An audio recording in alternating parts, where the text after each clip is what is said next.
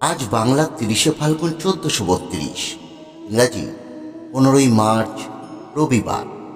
আজ গোটা দেশ জুড়ে পালিত হতে চলেছে মহাপবিত্র পাপমোচনী একাদশী। চৈত্র মাসে কৃষ্ণপক্ষের একাদশী হল এই পাপমোচনী একাদশী। শাস্ত্রমতে এই একাদশী সকল সুখের আধার, সকল সিদ্ধি প্রদানকারী এবং পরম মঙ্গলময়। সমস্ত পাপ থেকে এই একাদশী নিস্তার প্রদান করে বলে এই একাদশীকে পাপমোচনী বলা হয়। এই ব্রত পালনে পিশাচত্ব দূর হয়, এমনকি কাম ক্রোধ ঘটিত পাপ থেকেও মুক্তি লাভ করা যায়। আজ যারা এই ব্রত পালন করছে তারা আজ এই পাপমোচনী একাদশী ব্রত কথাটি অবশ্যই শ্রবণ করবে, কারণ একাদশী পালনের সাথে এই ব্রতকথা পাঠ বা শ্রবণ না করলে ব্রত কোনোভাবেই পূর্ণতা পায় না। আর যারা কোনো কারণে এই ব্রত আজ পালন করতে পারছেন না, তারাও যদি আজ সন্ধ্যায় ভগবানের উদ্দেশ্যে একটি প্রদীপ প্রজ্বলিত করে আজ ৬টি দিনের মধ্যে একটি বার হলেও এই পাপমোচনী একাদশী ব্রতকথাটি শুধুমাত্র শ্রবণ করতে পারে, তাহলে তারাও এই একাদশীর পূর্ণ ফল থেকে কোনোভাবেই বঞ্চিত হবেন না। তাহলে আসুন বন্ধুরা, আমরা এবার শ্রবণ করি পাপমোচনী একাদশীর ব্রত কথা। যুধিষ্ঠির শ্রীকৃষ্ণকে বললেন, হে জনার্দন, চৈত্র মাসে কৃষ্ণপক্ষের একাদশীর নাম এবং মাহাত্ম্য কৃপা করে আমাকে বলুন। শ্রীকৃষ্ণ উত্তর করলেন, হে ধর্মরাজ যুধিষ্ঠির, আপনি ধর্ম বিষয়ক প্রশ্ন করেছেন। এই একাদশী সকল সুখের আধার, সকল সিদ্ধি প্রদানকারী এবং তার সঙ্গে সঙ্গে পরম মঙ্গলময়।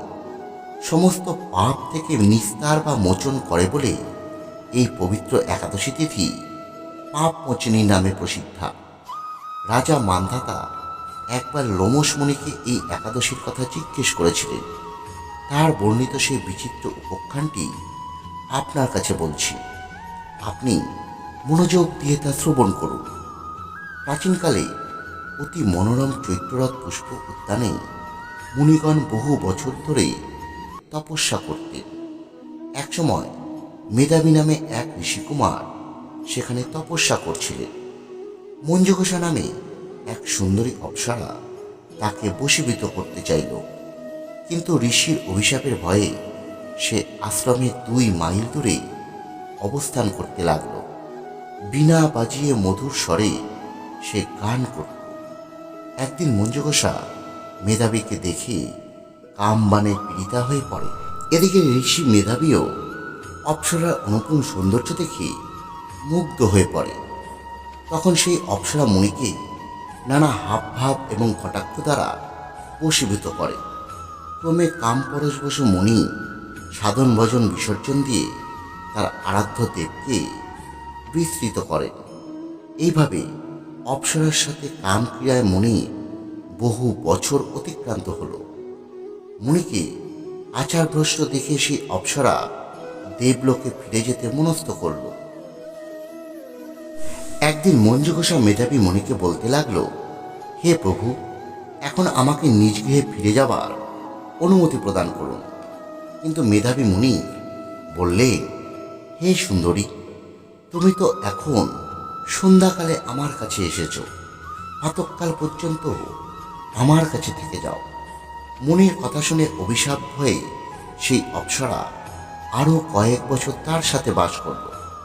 এইভাবে বহু বছর, অর্থাৎ ৫৫ বছর ৯ মাস ৭ দিন অতিবাহিত হল। দীর্ঘকাল অপ্সরা সহবাসে থাকলেও মেধাবীর কাছে তা অর্ধরাত্রি বলে মনে হলো। মঞ্জুঘোষা পুনরায় নিজ স্থানে গমনের প্রার্থনা জানালে মুনি বললেন, এখন তো সবে প্রাতঃকাল, যতক্ষণ পর্যন্ত আমি সান্ধ্য বন্দনা না সমাপ্ত করি ততক্ষণ পর্যন্ত তুমি এখানে থাকো। মুনির কথা শুনে ঈষৎ হেসে মঞ্জুঘোষা তাকে বলল, হে মুনিবর, আমার সহবাসে আপনার যে কত বৎসর অতিবাহিত হয়েছে তা একবার বিবেচনা করে দেখুন। এই কথা শুনে মুনি স্থির হয়ে চিন্তা করে দেখলেন যে তার ৫৬ বৎসর অতিবাহিত হয়ে গেছে। মুনি তখন মঞ্জুঘোষের প্রতি বোধ পরবশ হয়ে বললেন, রে পাপিষ্ঠ, দুরাচারিণী, তপস্যার ক্ষয়কারিণী, তোকে ঠিক, তুই পিশাচী হ। মেধাবী সাপে অপ্সরার শরীর বিরূপ প্রাপ্ত হলো। তখন সে অবনত মস্তকে মনির কাছে সাপ মোচনের উপায় জিজ্ঞেস করল। মেধাবী বললেন, হে সুন্দরী, চৈত্র মাসে কৃষ্ণপক্ষিয়া পাপ মোচনী একাদশী, সর্ব পাপ ক্ষয়কারিণী। সেই ব্রত পালনে তোর পিশাচত্ব দূর হবে। পিতার আশ্রমে ফিরে গিয়ে মেধাবী বললেন, হে পিতা, এক অপ্সরার সঙ্গদোষে আমি মহাপাপ করেছি। এর প্রায়শ্চিত্ত কি, তা কৃপা করে আমায় বলুন। উত্তরে চব্বনমুনি বললেন, চৈত্র মাসে কৃষ্ণপক্ষিয়া পাপমোচনী একাদশী ব্রতের প্রভাবে তোমার পাপ দূর হবে। পিতার উপদেশ শুনে মেধাবী সেই ব্রত ভক্তি ভরে পালন করল। তার সমস্ত পাপ দূর হল। পুনরায় তিনি তপস্যার ফল লাভ করলেন। মঞ্জু ঘোষাও ওই ব্রত পালনের ফলে পিশাচত্ব থেকে মুক্ত হয়ে দিব্য দেহে স্বর্গে গমন করলেন। হে মহারাজ, যারা এই পাপমোচনী একাদশী পালন করেন তাদের পূর্বকৃত সমস্ত পাপই ক্ষয় হয়।